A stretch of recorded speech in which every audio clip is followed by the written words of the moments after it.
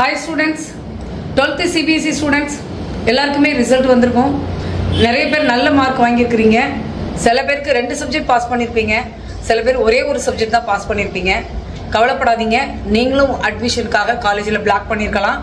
இந்த அகாடமிக் இயர்லேயே உங்கள் ஃப்ரெண்ட்ஸோடையே நீங்கள் காலேஜில் அட்மிஷன் போடுறதுக்கு நான் ஒரு ஐடியா சொல்கிறேன்.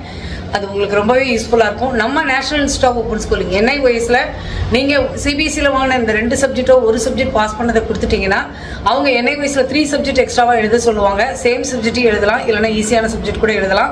எழுதி 5 சப்ஜெக்ட்டும் NIOS நீங்கள் 12th பாஸ் பண்ணிட்டீங்கன்னு சொல்லிட்டு உங்களுக்கு எக்ஸாம் எழுதின டேட்லேருந்து 50 டேஸ்க்குள்ளே ரிசல்ட் அனௌன்ஸ் பண்ணி கொடுத்துருவாங்க.